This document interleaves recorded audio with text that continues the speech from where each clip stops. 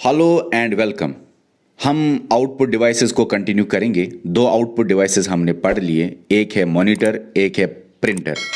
अब जो third output device है हमारा, उसका नाम है प्लॉटर। ये क्या होता है? ये लार्ज साइज्ड प्रिंटर ही होता है।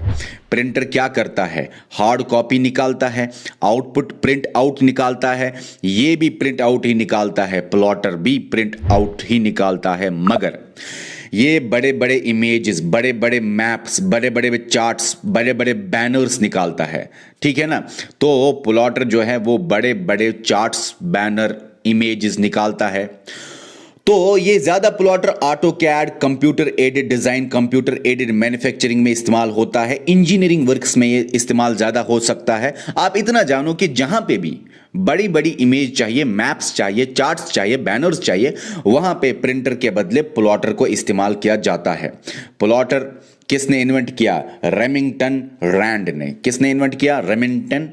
रेमिंगटन रैंड ने। प्लॉटर जो है वो दो किस्म का है, एक है फ्लैट बेड प्लॉटर, दूसरा है ड्रम प्लॉटर। देखो, फ्लैट बेड प्लॉटर यहां पे है, ड्रम प्लॉटर यहां पे है, उल्टा हुआ है। ठीक है, इसको यहां पे रखना था, चलो कोई बात नहीं, लिखा भी है नाम। तो ड्रम प्लॉटर में क्या होता है? पेज मूवमेंट करता है। फ्लैट बेड प्लॉटर में क्या होता है? ये पेज फ्लैट रहता है। फिर से समझो, फ्लैट बेड प्लॉटर, ये पेज, ये बैनर, ये डॉक्यूमेंट, ये मैप, जहां पे आप लिखना चाहते हो, जिसके ऊपर आप लिखना चाहते हो, फ्लैट बेड प्लॉटर में ये फ्लैट रहता है, एक जगह रहता है। उसके ऊपर ये आर्म जो है ये मूवमेंट करती है, आगे पीछे मूवमेंट करती है, और इसके ऊपर लिख जाती है हैमर से, पिन से। मकसद की बात यह है कि फ्लैट बेड प्लॉटर में फ्लैट रहता है, पेज एक जगह फ्लैट रहता है, उसके ऊपर ये आर्म मूव करती है और लिखती है। ड्रम प्लॉटर में क्या होता है? ये पेज मूवमेंट करता है, पेज आगे पीछे जाता है, ये आर्म एक ही जगह रहती है। पेज की मूवमेंट की वजह से ही मूवमेंट, पेज बाहर आता है पेज, तो उसके ऊपर ये आर्म लिख जाता है। मकसद की बात, पेज यहां पे फ्लैट है, यहां पे ड्रम के इर्द गिर्द पेज रोल करता है। स्पीकर आपको पता ही है, ज्यादा बोलने की इसमें जरूरत नहीं, आपको पता है किसने इसको इन्वेंट किया? अलेक्जेंडर ग्राहम बेल ने। स्पीकर जो है उसमें आपको याद रखना है कि स्पीकर में असल में आवाज निकलती है, आप सुनते हो आउटपुट। ये आउटपुट डिवाइसेस हम पढ़ रहे हैं ना। और स्पीकर यहां पे ओल्ड टाइप के स्पीकर थे जिसमें एक डायरेक्शन में आवाज दी जाती थी। ओल्ड टाइप से ज्यादा ये स्पीकर इस्तेमाल होते थे, आजकल ये ज्यादा स्पीकर इस्तेमाल होते हैं। और डिपेंड करता है यूज पे भी, अगर आप किसी एक एरिया को कवर करना चाहते हो तो ये उसी एरिया को कवर करेगा। ये नॉर्मली घर में लगाया जाता है। ठीक है, अच्छा, अब मकसद की बात यह है कि स्पीकर जो है वो इस बंदे ने तो इन्वेंट किया। स्पीकर में ऐसा क्या होता है जिसकी वजह से आप आवाज सुनते हो? स्पीकर में साउंड कार्ड होता है। ऑडियो कार्ड की वजह से आप आवाज सुन सकते हो। पता है आपको, जब एक प्रोसेसर में 01 की तरह में इंफॉर्मेशन है, ये प्रोसेसर में ये इंफॉर्मेशन है, ठीक है, जब ये प्रोसेसर में इंफॉर्मेशन है कुछ भी, वो पहले जाती है डिजिटल टू एनालॉग कन्वर्टर। जैसे ये साउंड कार्ड है ना, ऑडियो कार्ड, इसमें क्या है, ये क्या होता है? इसमें होता है डिजिटल टू एनालॉग कन्वर्टर। तो ये 0101 जो ये डिजिटल इंफॉर्मेशन है, ये एनालॉग में कन्वर्ट हो जाती है और ये आपके स्पीकर में आउटपुट दे जाती है। मकसद की बात यह है कि स्पीकर से आप आवाज सुन सकते हो, लेकिन साउंड कार्ड एक ऐसा कार्ड है जिसके अंदर डिजिटल टू एनालॉग कन्वर्टर होता है। आपके प्रोसेसर में या आपका MP3 फाइल है, चलो MP3 फाइल है, ये 01 की शक्ल में फाइल है। गाना सुनते हो ना आप, 01 में होती है, तो यह डिजिटल इंफॉर्मेशन है। लेकिन जब आप आवाज सुनते हो वो एनालॉग इंफॉर्मेशन में होता है। कौन करता है ये डिजिटल से analogue convert? Sound card. Sound card में ऐसा क्या होता है? Digital to analogue converter.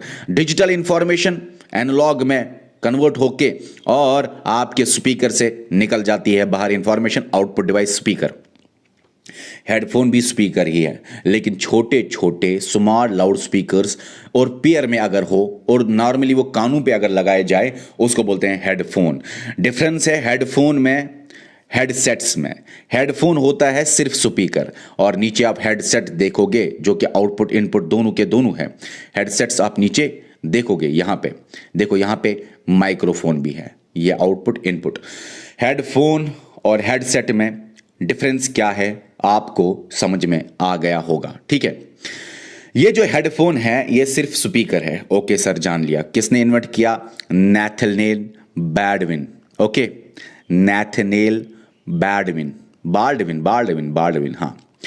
अब इसको बोला जाता है कैन्स भी और स्टीरोफोन्स भी। प्रोजेक्टर किसको बोला जाता है? कैन स्टीरोफोन्स, हेडफोन्स को।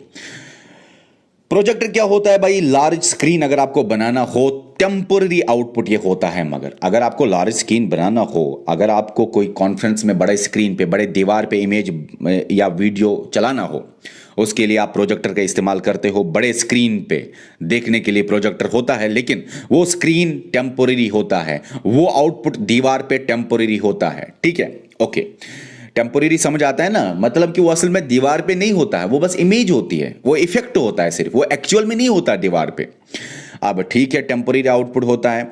इसको किसने इन्वेंट किया? जीन डोलगॉफ ने, जीन डोलगॉफ ने। अब यहां तक तो ठीक है।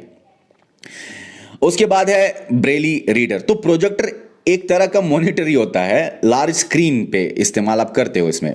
अब ब्रेली रीडर क्या है? ये ब्रेली रीडर किसने इन्वेंट किया? लुइस ब्रेली ने। इसी के नाम के ऊपर ब्रेली पड़ा है।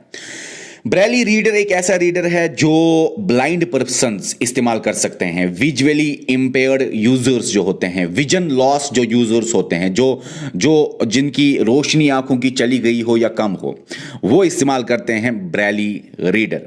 अब वो कैसे इस्तेमाल करते हैं वो देखो। ये ब्रेली रीडर है, वो आउटपुट फिंगर्स से देखते हैं, फिंगर्स को टच करके वो देखते हैं। फॉर एग्जाम्पल स्क्रीन पे कुछ चढ़ा तो स्क्रीन पे चढ़ते ही ये बटन्स ऊपर चढ़ते हैं 0 1 की शक्ल में। वो इसके ऊपर उंगली घुमाते हैं और उंगली घुमाने की वजह से उनको पता चलते हैं, हाँ भाई सामने ऑडियो चल रहा है, सामने वीडियो चल रहा है, सामने ये स्क्रीन पे ये लिखा है।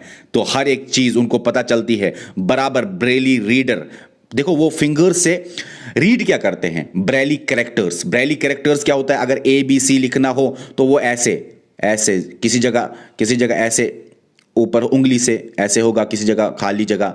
तो अप डाउन जो जगहें हैं उंगली से ये महसूस करके बता सकते हैं, हाँ भाई ये सामने है स्क्रीन पे। तो ब्रेली रीडर क्या है? ये आउटपुट डिवाइस है।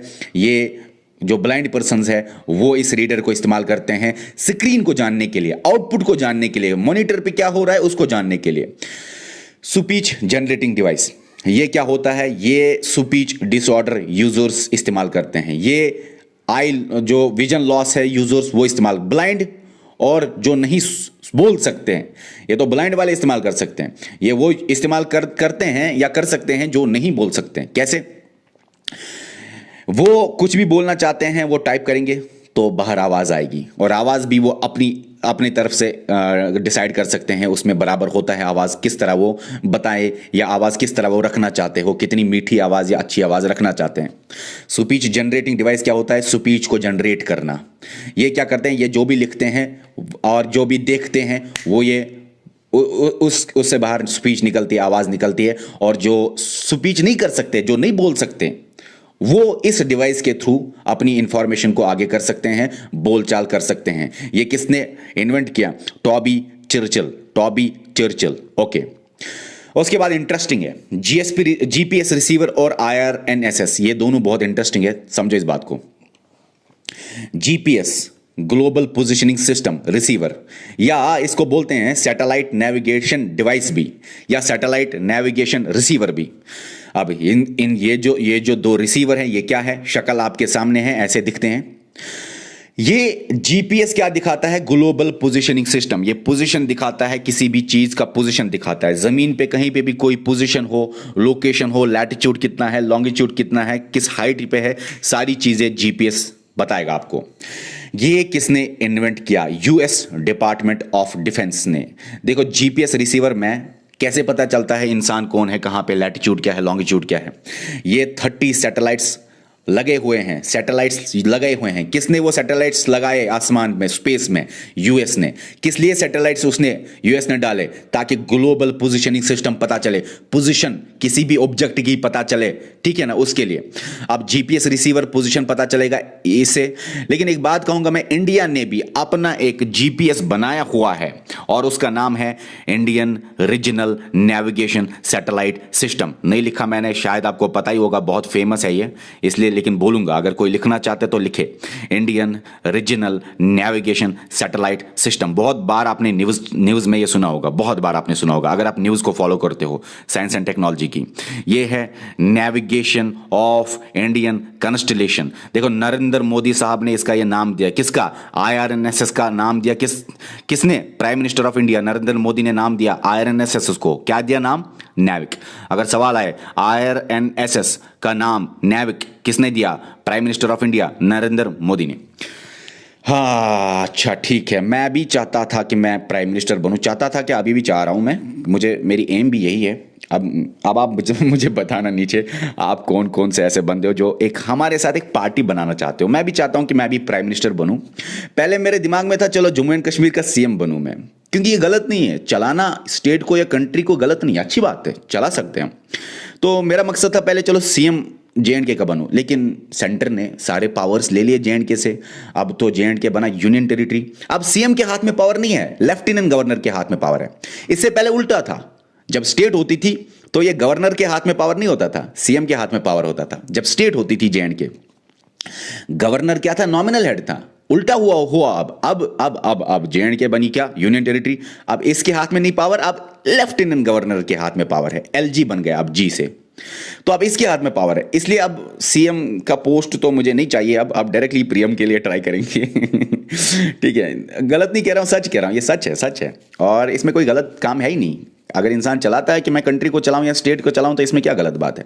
लेकिन हाँ, CM के पास अब पावर नहीं रहेंगे ना, तो CM तो इलेक्ट होगा, लेकिन ये UT में CM के पास पावर नहीं होते हैं। चलिए ठीक है, देखते हैं और आप बताना मुझे, हम एक पार्टी बनाते हैं और ठीक है, अब ट्राई करते देखते हैं आगे कहाँ जिंदगी ले जाएगी। देखो भाई, IRNSS नेविक, हाँ किसने नाम दिया? प्राइम मिनिस्टर ऑफ इंडिया ने नाम दिया IRNSS को क्या? नेविक। यहां तक समझ आया? अब जो ये Indian regional navigation satellite system है, नेविगेशन ऑफ इंडियन कॉन्स्टलेशन, इसका नाम दिया गया। ये IRNSS क्या है? ये क्या है? ये GPS ही है, मगर इंडिया ने अपनी तरफ से ये बनाया। ये एक्चुअली पता है क्यों इंडिया ने बनाया अपनी तरफ से? क्योंकि GPS के जब वो वार हुआ था करगिल में, तो USA ने GPS बंद किया था, ब्लॉक किया था कि आपका वार चल रहा है तो मैं पोजिशनिंग नहीं दिखाऊंगा। इंडिया ने काफी रिक्वेस्ट की थी कि हमें पोजिशनिंग चाहिए, तो इंडिया ने तभी बोला था कि अब हमें अलग बनाना है, और इंडिया ने भी बनाया। और इंडिया ने बनाया 2016 में शायद ये कंप्लीट हुआ, शायद 2016 में, अच्छी तरह देख लेना, मुझे पूरा याद नहीं। तो IRNSS Indian regional navigation satellite system या नेविगेशन ऑफ इंडियन कॉन्स्टलेशन। अब ये रिसीवर क्या करता है? ये IRNSS, ये आपके सामने शक्ल है इसकी, ये शक्ल है, ये GPS की तरह ही काम करता है। मतलब लोकेशन दिखाएगा, लैटिट्यूड, लॉन्गिट्यूड, हाइट दिखाएगा, कोई बंदा कहां पे है, कहां पे छुपा हुआ है टारगेट में, ये दिखाएगा। तो IRNSS ठीक है। अब इसमें भी तो सैटेलाइट होंगे, क्योंकि आसमान से ही तो आप देख सकते हो सब कुछ, सैटेलाइट तो होंगे। अब इसको किसने बनाया? इसरो ने। इसरो की फुल फॉर्म आपको पता ही होगी, Indian space research organisation. ISRO ने, इंडियन स्पेस रिसर्च ऑर्गेनाइजेशन। अब ये बहुत इंटरेस्टिंग है, ये बहुत बार आपने सुना होगा, मुझे पता है। अगर आप थोड़ा सा भी न्यूज़ फॉलो कर रहे हो ना साइंस एंड टेक्नोलॉजी की, तो ये आपने कंफर्म सुना ही होगा। और 7 सैटेलाइट्स IRNSS या नेविक के अंदर है। 3 है जियो स्टेशनरी ऑर्बिट में, 4 है जियो सिंक्रोनस ऑर्बिट में। अब जियो स्टेशनरी ऑर्बिट क्या होता है, जियो सिंक्रोनस ऑर्बिट क्या होता है, वो यहाँ पे नहीं समझाना था मुझे, लेकिन मैंने सोचा चलो भाई ये तो इतना फेमस है, अगर यहीं से सवाल आ गया और ऊपर से लास्ट में आपका थोड़ा सा IT भी दिया गया है ना, तो IT के रिलेटेड भी ये कंसेप्ट हैं। समझो इस बात को भाई मेरे, ये अगर आपकी जमीन है, ये इक्वेटर है, ठीक है, इक्वेटर है, आपने स्पेस में डाला सैटेलाइट को, और अगर सैटेलाइट ऐसे घूम रहा है, ऐसे घूम रहा है सैटेलाइट, इक्वेटर के साथ नहीं, इक्वेटर के हिसाब से नहीं, ऐसे, इसको बोलते हैं जियो सिंक्रोनस सैटेलाइट। 4 हैं, 7 नेविक या 7 IRNSS सैटेलाइट्स में, 4 है जियो सिंक्रोनस ऑर्बिट में। अच्छा, 3 है जियो स्टेशनरी ऑर्बिट में, मतलब जो इक्वेटर के हिसाब से चले, जिसका कोई टिल्ट ना हो इक्वेटर से, इसका एंगल बन रहा है इक्वेटर से, इसका कोई एंगल नहीं बन रहा इक्वेटर से, इक्वेटर के साथ साथ ये चल रहा है, इसको बोलते हैं जियो स्टेशनरी। 3 सैटेलाइट्स ऐसे हैं, इनको बोलते हैं जियो सिंक्रोनस। 4 सैटेलाइट्स ऐसे हैं, टोटल मिला के 7 सैटेलाइट्स हैं IRNSS या नेविक में। उसके बाद है, ये आपके सामने IRNSS रहा, ये दिखाता है एक्चुअल लोकेशन हर एक जगह की। उसके बाद है साउंड कार्ड या वीडियो कार्ड, ये प्रोसेसिंग डिवाइसेस है, रख लीजिए इसको आप साइड में, क्योंकि हमें ये प्रोसेसिंग डिवाइस नहीं पढ़ने। उसके बाद है डिवल डिवाइसेस, जो इनपुट भी हो और आउटपुट भी हो। एक डिवल डिवाइस जो बहुत इंपॉर्टेंट है उसका नाम है मॉडेम। मॉडेम का मतलब होता है मॉड्यूलेटर और डिमॉड्यूलेटर। मॉडेम का मतलब होता है मॉड्यूलेटर और डिमॉड्यूलेटर। देखो मॉड्यूलेटर क्या है और डिमॉड्यूलेटर क्या है, बहुत आसान है समझा इस बात को। कि आप हो, आप इससे बात करना चाहते हो, हाय हेलो कैसे हो, तो आप इससे बात तो करना चाहते हो फोन पे भाई, मेरे सामने नहीं, फोन पे। तो अगर आप फोन पे बात करोगे तो आप पर हेलो दूर, अच्छा मुझे बता, फोन के बगैर आपकी डिस्टेंस है 100 किलोमीटर 500 किलोमीटर, क्या आप इसे चला चला के बात कर सकते हो, अरे भाई कैसे हो ठीक हो, नहीं कर सकते ना। फोन में ऐसा क्या होता है, जो आपकी आवाज यहां तक पहुंच जाती है, जो डायरेक्टली आप अगर चिल्लाओगे भी तब भी 500 किलोमीटर नहीं पहुंचेगी आवाज। अरे 500 किलोमीटर का 1-2 किलोमीटर भी नहीं पहुंचेगी। तो इसलिए आप मुझे बताएं ऐसा क्या होता है फोन में जो यहां पे आपकी आवाज यहां पे ले जाती है। ऐसा क्या होता है, ऐसी क्या बीच में होती है, उसको बोलते हैं मॉडेम। आपके फोन में होता है, जो भी कम्युनिकेटिंग डिवाइस है उसमें मॉडेम होता है, जो भी कम्युनिकेटिंग डिवाइस है उसमें मॉडेम होता है। मॉड्यूलेटर और डिमॉड्यूलेटर होता है मॉडेम में। मतलब ये कि जब आप ट्रांसमिट करते हो, जब आप हेलो बोलते हो, वो हेलो को ट्रांसमिट होना है, वो यहां कैसे पहुंचता है, मॉडेम की वजह से।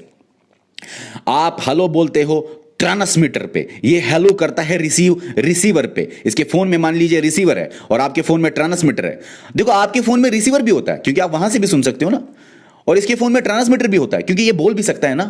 तो अभी फिलहाल इतना समझो, मॉड्यूलेटर इस्तेमाल होता है सिर्फ ट्रांसमीटर पे, डिमॉड्यूलेटर इस्तेमाल होता है रिसीवर पे। इस बात को मैं आपको समझाऊंगा, देखो कैसे। जब आप हेलो बोलते हो मतलब आप ट्रांसमिटिंग स्टेशन पे हो। जब ये हेलो रिसीव करता है तो ये रिसीविंग स्टेशन पे है।